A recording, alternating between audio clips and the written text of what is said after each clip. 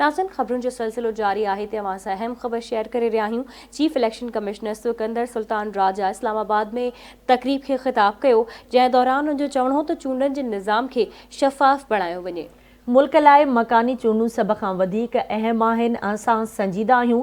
Chief election commissioner जो इहो चवणु हुयो त मकानी चूंडूं कराइणु ॾुखियो मरहलो हो। सिंध में पहिरीं मरहले में मकानी चूंडूं कराए चुका आहियूं, जॾहिं त ॿिए मरहले में कराची ऐं हैदराबाद में 15 जनवरी ते चूंडूं करायूं वेंदियूं। सिकंदर सुल्तान राजा चयो आहे त चूंड अमल दौरान बदनज़मी पैदा कंदड़नि ख़िलाफ़ कार्रवाई कई वई, जॾहिं त पंजाब में मकानी चूंडूं अप्रैल जे आख़िरी हफ़्ते में करायूं वेंदियूं। बलोचिस्तान जे 29 ज़िलनि में 29 मई ते मकानी चूंडूं थी चुकियूं आहिनि। चीफ इलेक्शन कमिश्नर जो चवणु आहे त सिंध में पहिरें मरहले में मकानी चूंडुनि दौरान ॾुखियाईनि खे मुंहुं ॾियणो पियो, जॾहिं त इलेक्शन कमीशन जी कोशिशुनि सां केपी में मकानी चूंडुनि वारो अमल मुकमल थी चुको आहे। सिंध में तकबंदियूं कयूं, बार बार कानून तब्दील थियण सां ॾुखियायूं पेश आयूं।